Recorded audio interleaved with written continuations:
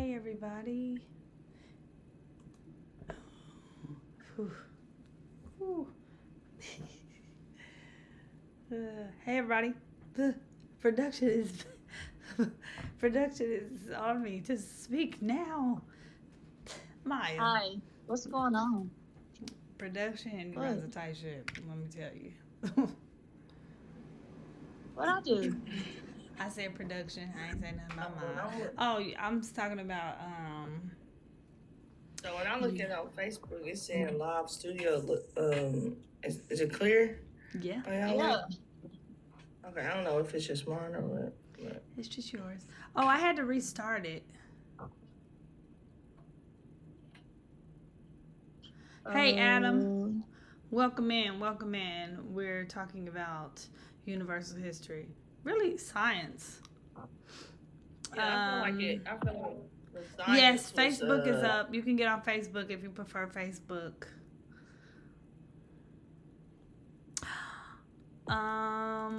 I'm trying to see. I can't see this picture, but I think this is. So Is that you, Adrian?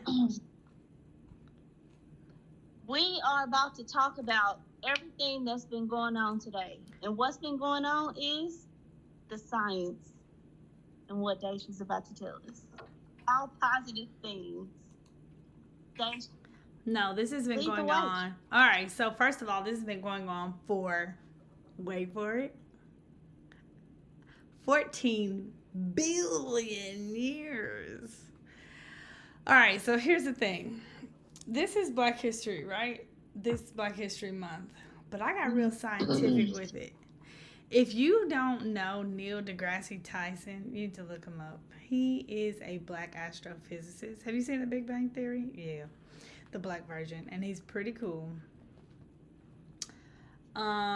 He said that the ingredients that make up, I need y'all to follow me, okay? The ingredients that make up life on Earth are hydrogen, helium, oxygen, carbon, nitrogen, and trace elements. These are the most common types of elements in the universe. And the way he broke that down is that literally we are in the universe and the universe is in us. We are literally composed of stardust. Now, you may be thinking, okay, science getting weird, but my brain went to what? The universe is in us and we are in the universe. The same elements that forged the stars live in your bones, your blood, your breath. And then it made me think it's not that we didn't know, but this is further proof that anyone that has anything to say about you because of who you are, because of how you are, because of who you love, because of your color, because of your size, because of your shape is ridiculous. And it's not me being metaphysical, metaphorical, any of that. It is literally science. Now, if science is not the source to which you use to refer to basic facts, then I ain't talking to you because you're crazy.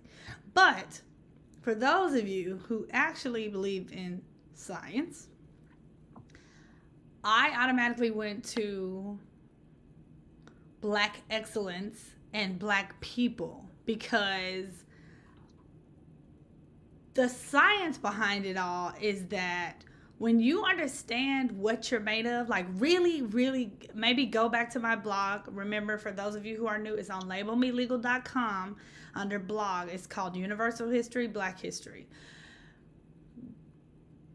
Go to my blog and read it and really let it sink in, because when you understand and you really vibe with who you are and what you're made of, you stop shrinking in rooms that benefit from your silence. You stop apologizing for taking up space because you are the space, okay? You stop internalizing systems that were never designed to tell the truth about your worth and who you are. And I really want us to take that in because that's where my mind went. And that's I don't know. I guess I'm just always there. But I really wanted to speak to people, which seems ironic, to people who feel down or left out or whatever, to understand like this isn't just foo. This is science. What y'all get from this? Was y'all feeling me on there, or was I like crazy? Did y'all read my blog? Maybe not, but I think you made a point that basically, to sum it up, cells are basic living units of the body. We got 30 to 40 trillion of them, and each of them got a different job. I think for me, it helped me understand that we all come from a foundational standpoint. As far as like fairness in life and the cards we are dealt, that's its own other entity. Mm-hmm. However, knowing that this foundation is very universal and it makes up every one of us, it helps you realize that like the same cells that you have are the same cells that I have. The same 24 hours that I have is the same 24 hours that I have. My disconnect was connecting it to history. Because I am a science person, so I'm just stuck on. I know I understand like the connection with. I understand what you're saying, but I think when I was reading the blog, I had a real trouble getting out of the sales portion, like and connecting it to history. So today, I want to challenge you to help me with that connection. I like the challenge. Challenge accepted. Okay, before I accept and go into further detail, Maya, what you got? I have nothing. I want to hear the challenge. No, ma'am. We're not letting you off. We sure not. What? Not today. In Jesus' good Monday. Dave, can you continue? Okay, so here it is, Keon, and this could be my brain. I might be undiagnosed with something, y'all. But anyway, so I went to everybody is not only is everybody like like Keon said made up of the same thing, foundational. Hey, Annalisa. But you, as vast and as great as the universe is and the creation of everything that's going on in the universe, right? You are also made up of that. Not only are foundational are we all the same, but you are, I'm not even talking about a level where we're all the same. I'm speaking to you who feel less than, you who are told you are less than, you who are made to feel like insert blank people don't do this, blank people can't do this. You are made of what made stars. So it was really my connection, not just to history, but to Black people. Because to me, Black History Month is not just about honoring the past. It's about acknowledgement of the current, the present, the future, reclaiming who you are, and understanding that if you look at my blog, my last piece sums it up. You are not small. You are not late. You are not out of place. You are exactly where you're supposed to be. You are exactly who you're supposed to be. Stand in who you are, whoever that is. If you're not hurting anybody, you are doing what you're supposed to be doing. Stand in who you are and know that you are made of stardust. You are, the universe is in you and you are in the universe. And it wasn't really about connecting us to history. It was connecting us to understanding who you are, understanding those people, and you can connect it to history and say those people whose names made it, like Martin Luther King or whatever. Let's run back right there on the first part. Let's get the first part because you said you can connect it to history. You can. So in a way, the live is showing us like the things that make up this universe are the same things that make up us. Yes. And the uniqueness and the brightness that the same brightness and the same greatness that we see in stars are within who we are as people. And Scientifically. oftentimes scientifically, but oftentimes that's clouded by our history and what we've been told and what we've seen. So you see the Martin Luther Kings, you even see the Beyoncés today, you see the influencers, and in our eyes, they look like stars, but us regular 9-to-5 people who just get to live our daily lives working, and we have a hard time seeing that sometimes, that stardom. Yeah. And sometimes you just need a reminder. I'm serving as today's reminder. Okay, so this is a reminder that you are as great, basically. Yes. Okay, now I got the blog. Now I'm locked in. Okay, because I was trying to, I feel like I'm breaking it down for the people because I want to understand how to, like for one, I see the stars in the history. I see the stars on TV. I see the stars in the people, but trying to keep my own light bright is oftentimes challenging. And I feel like today was a day when my light didn't feel as bright.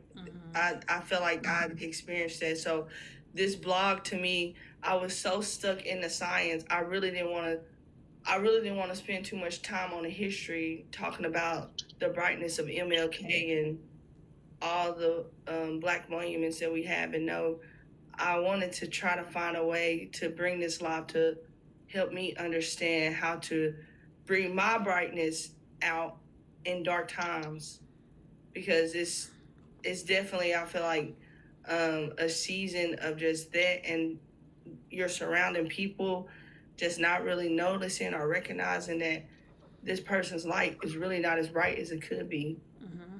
And how do you get to that place of keeping that light bright? Like, how do you get that? How do you be the Martin Luther Kings and understand that, we do have these things in us? How do you get there? Okay, before I answer that, Maya. Shalina says, so this why I shine bright like a diamond. And Miss Betty said, absolutely, Shalina. Okay, Maya, you have anything to contribute? No, I'll contribute when I have something to contribute. Okay. No, that's okay. I don't think it was me. Molly just went so sassy. She did, and I'm gonna give you opportunity because I don't really think we want that smoke, but I can light it up if you want it.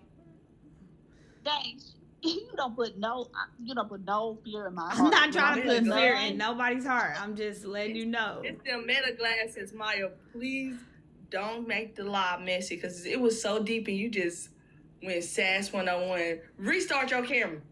Restart it. And we know. Oh, okay. So, anyways. Okay, so it's that new hairstyle. I feel like this is like this is a little bit touching on next week's topic because it's talking about, realizing the conditions in which you were formed from intensity, Big Bang and all that. When you feel low, understand. So let's group them. Let's go ahead and bring it. I mean, here's the thing. The next topic talks about like Black strength, and it's the last week of Black History Month, but and it's focusing on pressure, but I want to, it's not really the focus of what I'm talking about, but I do want to bring it in because your muscles literally endure tiny tears when you work out, only to make you stronger. So every day is not going to be a sunny day, because if it is, then what's a sunny day?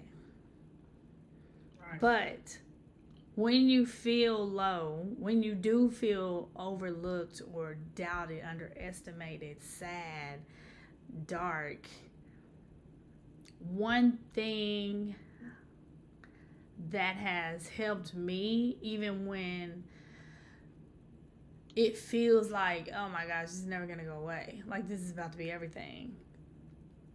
Is my dad would always say, this is a moment. Life is literally made up of little bitty moments. Do not make it a lifetime. And that is literally how the universe was made up. It is constantly evolving and changing. There are stars right now going like this. Some are getting knocked out of orbit and things are changing. Planets are being created. Moons are being created. We are discovering, like, you're not low. You're in process, just like the universe and the pieces you were made of. You know what I'm saying? Mm-hmm. So even on those low days, what were you gonna say? That's a really good point of just realizing, like, from a universal standpoint, you're right. We don't live in the light all day. We don't live in the light all day, and I like how you connect to science. I think for me, it's really just like all that is so literal, and you know that, and when you have that mirror put in your face, it's great to acknowledge that. But when you in that moment, and it's just, and it feel like you're back against the wall, and I challenged the chat to answer this question. Hold on, Alex requested. Oh no, Alex left. Never mind. Go ahead, Key. What do you do to find that light? Like how are we? What are we doing today? What are we utilizing? Are we using our Martin Luther Kings and our leaders and seeing their progress? Are we seeing like the growth in other people? Are we utilizing that? But what is used for you to be able to get back to your daylight? What? Because it's clinically like proven that this season during daylight savings times, depression is at an all-time high. Mm-hmm. And it's because of the amount of time we spend in the dark. Mm-hmm. is more compared to the amount of time we spend in the light. Mm-hmm. But then Daisha just told us from the signs, we shine bright like a diamond all day, every day, in the same. Everything that makes up the sun, everything that makes up the stars, everything that makes who we are, it has all the elements of brightness. But we as people do not always feel bright, especially in dark skin. So I want to also kind of put this little. I just want to say this one thing that. While I understand what you're saying, I really think people need to, because when you think shine bright like a diamond, you do think of like, oh, the glisten, the brightness, right? Not everybody's going to shine bright like that diamond. Not everybody's going to physically look shiny and bright. And I need people to understand that doesn't diminish your greatness, because think about black holes and how curious people are about them, how vast they are, how powerful they are. But they're black holes. You know what I'm saying? Stars that have dimmed out. Everything you are right now, everything about you, you are the result. And I'm not just talking about your parents. You are the result of everything that survived before you. Shaniqua said, I take seasonal antidepressants during this time because I've noticed I get seasonally depressed during the winter. And it has helped me tremendously along with other things. And then Brandy said, I love that analogy and process. And then Shalina said, everything about you is enough. Exactly. It's more than and enough. I like that Shalina's like, everything about you is enough, because sometimes life and its challenges can make you feel like it's not enough, and it don't feel like it's enough. Mm-hmm. And you can literally be working 2 12-hour shifts, that's 24 hours, and you still feel like it's not enough. Mm-hmm. And learning to just kind of navigate that, I like that. I think that sometimes we should go back to the science. Like, just be basic about it. Be basic about the thought process. Because in a way, we find ourselves comparing ourselves to others' accomplishments. But social media is just really like social media has just ruined our mental and our being able, because you see people's milestones through life. Before, Daisha can live in Charlotte, and I wouldn't know. All I would know, if I don't call her, I wouldn't know how she progressing in life. I wouldn't know when she doing good or bad. I wouldn't know that. But because we have social media now, and we scroll for entertainment, sometimes it puts us in just a mental space of feeling like we don't have enough, we're not enough, we haven't been given enough, and trying to figure out how to just that and still feel whole is oftentimes challenging. I feel like for a lot of people, and you don't realize how much that goes into your day-to-day structure and demands, or like before you look up, you mean to somebody because you can't control a situation that's completely out of your hands, or you just not you just not feeling like enough. And so I also think it's hard because like with social media and the doom scrolling, you like I think I heard on a podcast where somebody was talking about like you get that constant dopamine, like that constant stimulation from social media. And so after you get done scrolling and then now you sit back into your reality, well, yeah, I mean, social media really is a drug. Like, I get to escape my reality through living through other people, and I go so deep down that I forget what's going on with mine. Well, it's not going to be there the whole time. So now that I've been turned my phone off, now I'm back to sitting in my reality, and it's probably worse than how I felt before I started scrolling because I've compared myself unconsciously to other people's lives. And I've heard about people going on like social media fasts and stuff like that. And I really want to say I highly recommend we don't villainize social media, because just like everything in the world, things can be used for good and it can be used for bad, right? So, a knife is sharp. You go point it at the wrong person. With anything that you have to learn. You have to learn how to use it. I mean, I'm serious. Like you, any tool, you have to figure out how to use it, and don't let it use you, right? So with social media, the way I use social media is I thought about it like you either, being consumed or doing the consuming. So I use, for example, YouTube, because if I'm trying to learn a specific thing. Right now I'm trying to learn how to market, how to entrepreneurship and stuff like that. So I literally click like back to back to back videos on just learning. On TikTok, if I need to, literally I just get on there and I got this red shirt, what do I do with it? How to dress. I might do that. I agree. Social media. I agree. Social media can be informal. Yeah. That's what.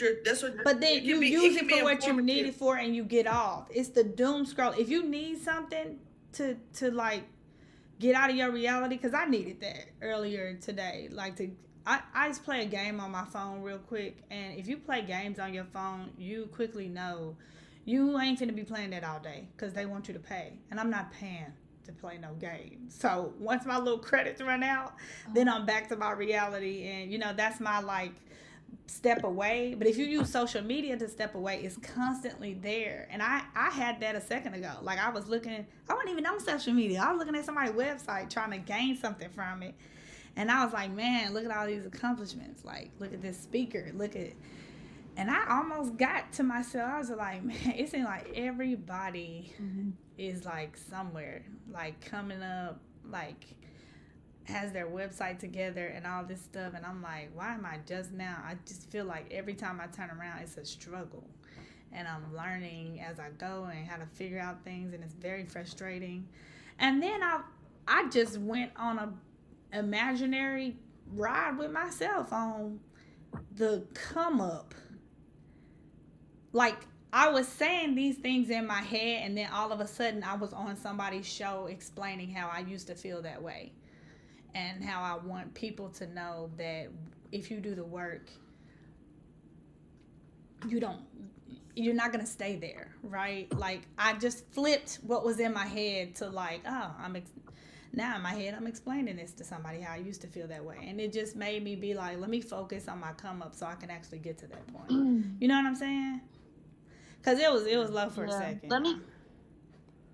Let me go to the comments real quick. Jazz said social media and survival mode don't mix.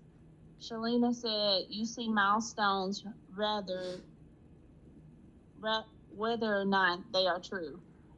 You see the glory without knowing the work on social media. You compare the rewards, not knowing the trenches dug and so forth. Nikki said, imagine being older thinking you're not doing enough. That's why for me, it's encouraging to see my peers going back to school or making moves. It helped me realize I can always move forward. It's not too late. And Jazz said, and further than that, they have figured out a way to keep you in certain modes via the algorithm. Oh, yeah. Yeah. And then on Instagram, Shanika says, sometimes we have to let go of the imaginary expectations that lead us to believe we are not enough. Carlos said, every day navigating through life is different. Exactly. Yes. I like that Jazz talked about that mode via the algorithm, because imagine you in a space and you want to look up positive stuff, or imagine it's a day where you're mad and you want to be subliminal on social media. So you choose to do things like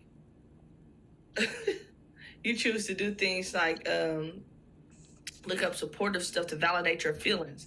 And now you may be having a good day, you scroll through something that's validating some old feelings because of you was looking up on this day, and it can completely change your mood.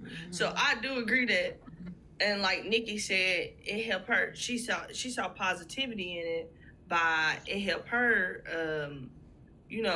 She can always move forward by seeing others' accomplishments. I think it can go both ways for sure. But the most important part is while navigating this new universe that honestly is not made up of those molecules. It's not made up of that. It's not made up of what we think. We have to learn how to like stay grounded in who we are and still remain like 10 toes for us. Because I think I've now grown to a point where like just because you see somebody bought a house, or I'm not about to be like, oh, I need to go out and buy a house, I'm behind. Where before I may have been a little bit like, what am I doing wrong? But I do feel like I'm at a place now that I'm exactly where I'm supposed to be in life.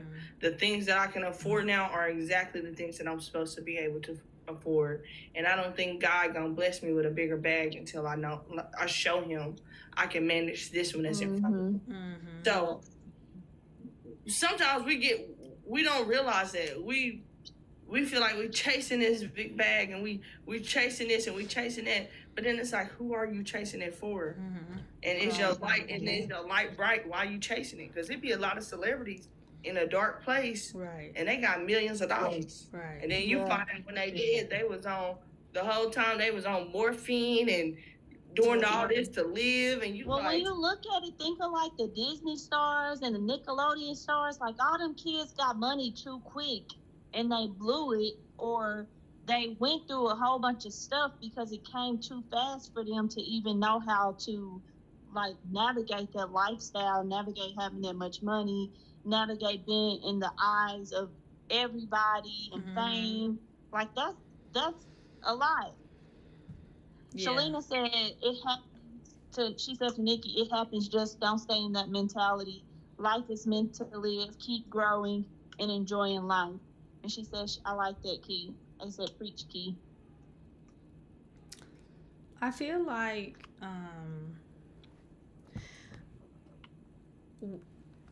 I recently learned like a definition of like happiness, because happiness shouldn't be derived from a person. It should be intrinsic. But how do you find that, right? Because like you said, Keon, you have dark days, you have days where you lose focus. Something that keeps me grounded to where I honestly do mind my business is because there is always something on my list. And I feel like some of I ain't gonna say y'all, but some people, it must not be nothing on your list because you got time today for nonsense. And I don't understand how if you looking at a list. And so I want to encourage people to, one, happiness is derived from consistently achieving goals. Not the big goals that make you feel bad, like I want to lose 100 pounds. It's going to take a minute for that. So daily, you just going to be sad. But consistently finding little goals to achieve. So if your goal is 100 pounds, 3 things that day that's going to help you achieve those goals. If your goal is to write a book, 3 things that day. When you start to create that list and you start every morning, you look at your list before you do anything, you say your prayers or whatever you do, your meditation, whatever you do in the morning. Once you get going and you're like, okay, what do I need to do today? It needs to be that list so you can stay focused. Because if you feel like you got time, you gonna get on social media because you don't know, you have no direction. That's kind of how I manage my time. I think that's how you manage yours, but I think that you can also get lost if you equate happiness to achieving goals.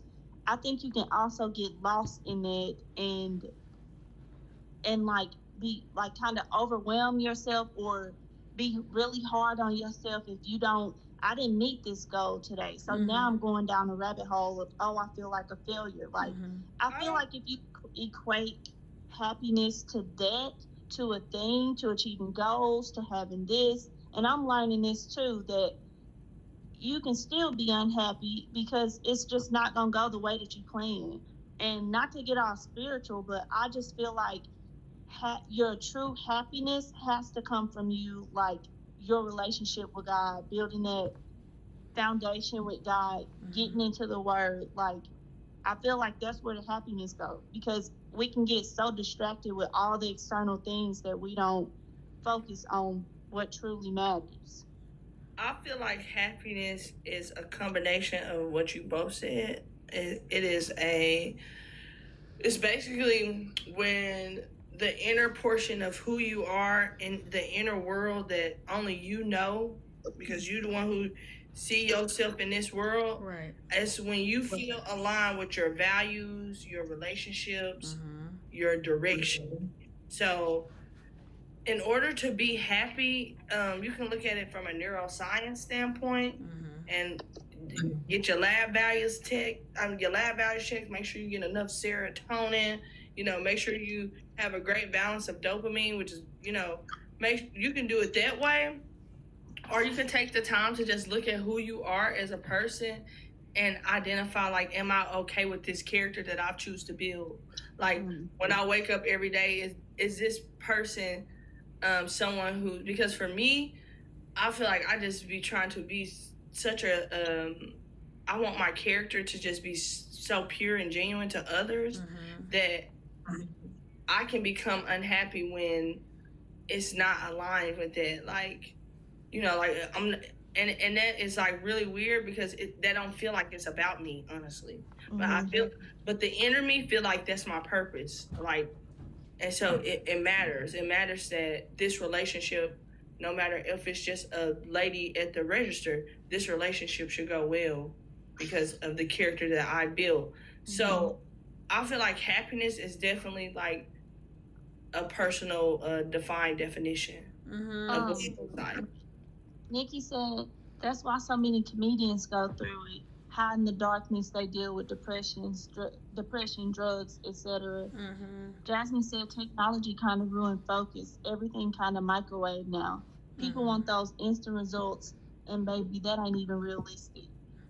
Yeah, and I think that's another thing, because I can sit here and say, like, I don't want, if I'm putting in all this work on this throughout this full week, I expect to see some results next week because I put all this work in this past week. So I can sit here and say that I don't care about instant gratification, but I do. And I think that's where I also go wrong as well. Like,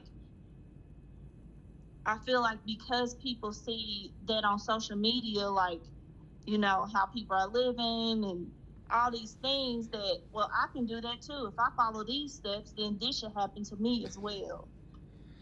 Shalina said my happiness is sports, bingo, and traveling. And with that, I feel like my happiness is traveling too. But like once I get back from that trip, sometimes or once I get back from being with my family and I go back home, I have to deal with what I've been holding in internally. Anyways, I can't be in that I can't put myself in that same, you know, environment that is defined as my happiness all the time. At some point, I'm gonna have to deal with what's going on internally. Mm-hmm. What? How would you define your happiness? Like, what's the three? Like she just did. What are three things that define your happiness? So I think, like for me, I feel like that's traveling is, I'm happy doing, like I'm happy traveling. That's my hobby. But I feel like I'm at a point in my life where like happiness for me is being aligned, and that's being aligned with God, aligned with the purpose that I'm supposed to be doing. You know, like what is my purpose? What am why did you put me in this position? You know, like I think overall my happiness is alignment. And I'm not trying to like come cliche or anything, but I've I'm blessed, and I've traveled and I've done things that I do, like things that I want to do. But somehow unhappiness still finds me. Mm-hmm. So what is it that I'm missing? What is that piece that I'm missing? I don't think you're missing a piece because unhappiness still finds you. That's like you go along life and, you know, unhappy people or unhappy situations or bad situations are not finding you. You're just running into them along the journey. But the journey is the destination. So you learn from Right. that situation. Is this pressure refining me or defining me? And you move on.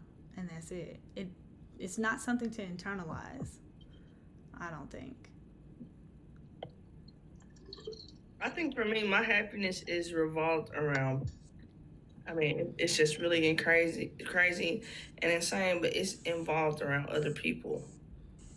Like my happiness is just, if I can change a person's quality of life with my hands, I feel extremely utilized in the best way that day. Mm-hmm. I don't If know I if that's can like, bad, Keon. Yeah. it's just heavy because Yeah. it's like I don't have a control of it, and then on the days where I'm not as successful, then I feel that weight, and like that's all. Like if I take a case, sometimes if it's a serious case and you really want results, I'll take it. But if you're just in pain and you need to do this for your rig, please don't waste my time because I'm too invested. I just know like the investment that I have is just going to like kind of it can be a bit much. It's a little bit over. Like I can be highly invested. So my happiness is literally around like it said, Maya said, being aligned, and I think just relationships. Like I hope I am just so big on character and authenticity that I'm genuinely happy if you truly know my character. And I feel like sometimes know me is to love me because it's so easy to judge and just think, oh, she looked like this, she bougie, and that's not truly like a reflection of like my character. Mm-hmm. You're just looking at a picture. Jai said, her happiness is literally the beach. That sun and feet in the sand is a recharge for me, for sure. She said, "You're right, my alignment is structured." Shalina said, "Good point." And she said to you, Keon, sounds like your happiness is purpose driven. Right. Yeah. That's what I was thinking. I don't think that's a bad thing. Yeah. Nikki said, "You're not missing a piece, Maya. It's timing. Once it wears off, you're thrown off. However that looks for you." Shalina said, "You're walking in your purpose, but don't stress yourself over the days you aren't successful." And then Jazz said, "No, Keon, when you looked at my knee, you told me everything I needed to know, and they couldn't play with me during recovery." And Period. Miss Betty said, "My happiness is my peace." Period. I actually was gonna say the same thing you said, Keon. So, I don't feel bad for this because it's not really in people, but I'm sure by now y'all know one. My happiness derives from like the core pillars of my life and my ambitions, and so one of them is control of my time, freedom. I am dead serious about that. I feel like I am in chains if I don't have it. And I just mean like choosing where I get to live, choosing where I get to work, who I get to work with, how I get to work. Like that freedom that I'm still searching for. That clearly I haven't discovered in a job. So the second one is I would call it purposefulness or meaningful contributions because I do want to help people. Like I really do like helping people, and my focus is empowering people. I don't want to help people in the traditional lawyer sense. So a lot of people that know me might know that when you're talking about being a lawyer or being your lawyer, I'm like, ugh. But if you're talking about me empowering you to feel confident that you got this, you can do it. If I just explain it to you, because most of us we ain't got no 1% problems. We don't need no lawyer. We just don't know. And so empowering you to do that is like a contribution for me, and it makes me feel good. So that's like that creates fulfillment for me. I was able to do that for a while, but I'm just now learning that I need to monetize that. Otherwise, I'm gonna go hungry. So the third thing is security, which is just like a previous blog that I wrote about, like stability. Without that, financial insecurity, which leads back to freedom, quite frankly. So that's kind of what Yeah. my happiness lives in the intersection of. Financial insecurity. Stability. Okay. Like I talked about financial insecurity in like a previous blog, but like financial stability, which kind of leads back to the freedom thing. Yeah. I feel like with that, I know that I am a servant to people. I wouldn't have chose healthcare in the beginning if I didn't want to help people. But like I feel like my interest with that curved. How do I continue to help people and be for people? That because the reason I got into healthcare was because I didn't see a lot of people that look like me. Mm-hmm. And I'm still serious about, you know, educating marginalized groups that don't get the information or, that hear these doctors and don't understand. I'm still, that's something that I want to do. But now I'm trying to figure out in this other space, how can I continue to help those groups with something that I truly love to do. Mm-hmm. So that's what made me like jump into finance because I'm like, I like to learn that for myself because I know how I felt when I didn't know. I'm still learning. Just getting into that, like, we don't get to talk, we don't get the resources that other people get. We don't have people that we can go to and ask these questions. We got to either learn on our own and do the work, or we just be okay with not knowing. And Mm-hmm. well, I guess I'll take out a loan and mess up our credit, and now we're going down this rabbit hole of just unfortunate things happening. Mm-hmm. So how can I flip that and change the narrative for Black people. Mm-hmm. So I'm at this point where I'm like trying to still be purposeful, but also aligned. Yeah.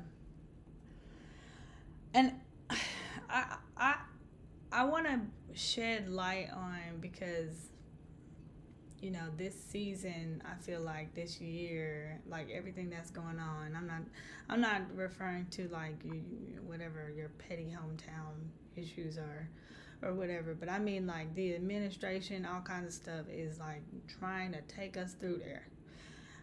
I don't think that feeling low is a verdict of who you are or what you did. I think feeling low is a signal, and I think that when you feel low, and this could be me because the way I approach things is always logical rather than emotional, I don't really see a helpful use for those things most of the time. So, logically speaking, I would say when you're feeling low, I think you should ask the question, what part of me could be strengthened right now? What part of me is being strengthened right now? Another way that I usually say it to my family is, why is this happening for me, not to me?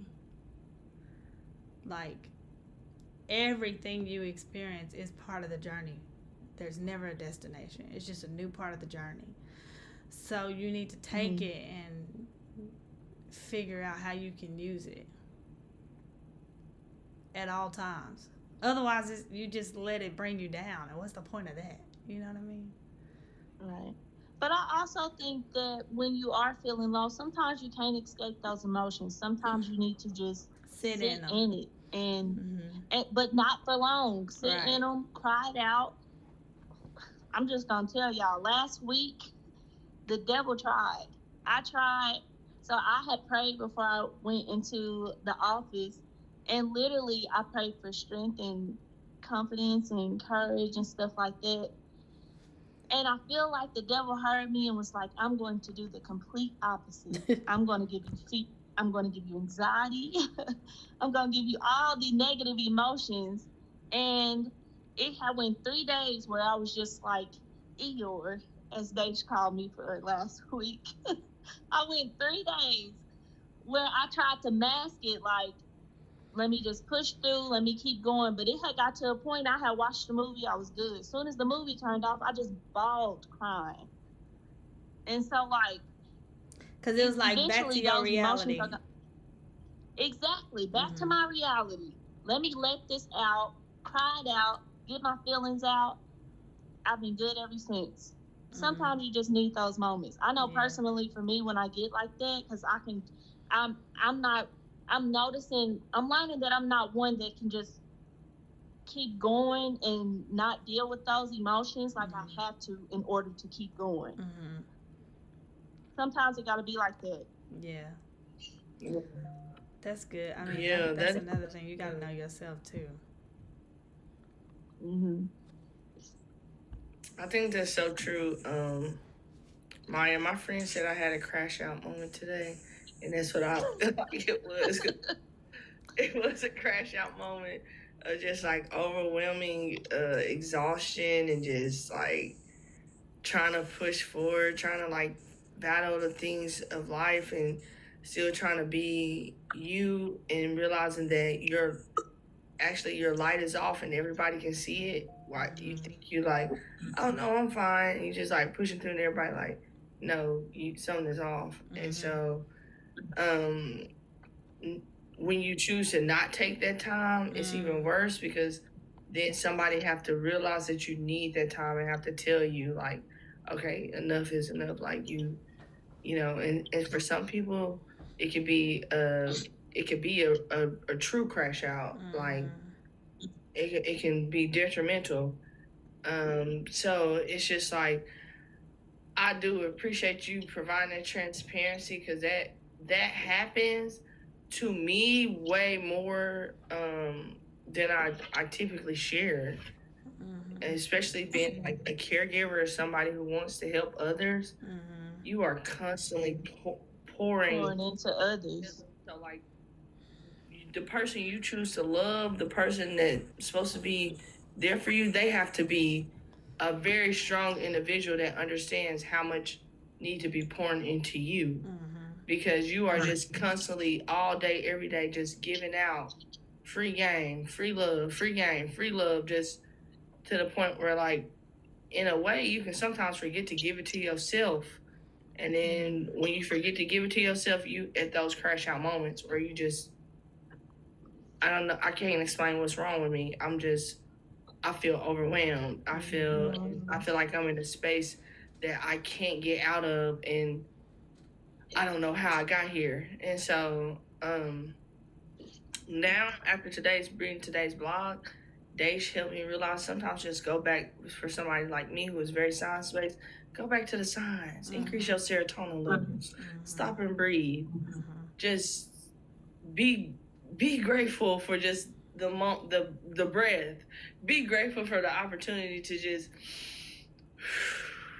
and just try to literally go back to those simple things so you can get out of this complex world mentally that you're in. Right. Shalina said, moments like that have made me take my self-care more serious because I need moments for me to deal with it all. Jill said, I most definitely am very grateful for you, cousins.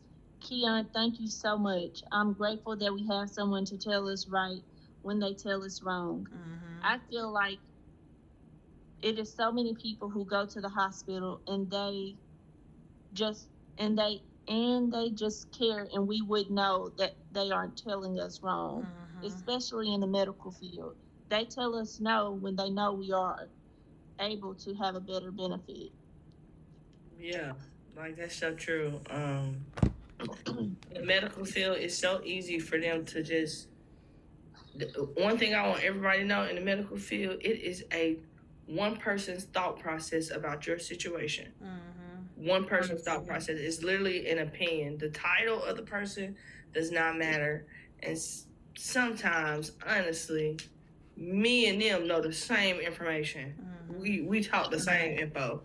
So I would literally just encourage people to ask questions. And when you ask questions, you make people exhaust their resources to help you. And that's in any matter. That's medical, that's whether it's legal, that's no matter what it is. When you tear a person down with questions, no question is a dumb question. Because literally, if you literally say covenant, and I don't know what covenant means, can you break that down for me? I am in meetings like being that person that is not going to just. You can't sit here and tell me about the EBITDA margins, and I don't even know what EBITDA means, and I'm stuck on EBITDA. So I've heard nothing more you've said. So burn them down with questions, and just be okay with the unknown. Walk into the unknown, because like they said at the beginning, those same molecules that make up the universe make up you and the person in front of you. And I think we have to, like y'all said, it's okay to sit in those moments, but I think we have to make sure that we're defining those moments. I mean, like, I feel low, but I'm not small. I feel tired, but I'm not incapable. It's hard, because it is, but it's not impossible. Like, I feel like you have to, even if you have to say that out loud, you have to define those moments so that you don't internalize those moments and say, like Maya was saying, like, what is it about me? Because your emotional state, while valid, it is extremely temporary. But your composition, which is what's in the universe, that's permanent. Right. I need a retwist. Okay, so what'd you say, Key? I took my hat off. I said I need a retwist. Oh. Okay. Okay. Oh, I miss Shaniqua said Hendrix glanced at her phone and said, "Why y'all look so alike?" I Who? don't know. I don't see it. Her daughter, I know. Huh? her daughter said, "Why we all look alike?" I almost definitely don't look like Maya. Yeah, I don't see it. I don't look like you.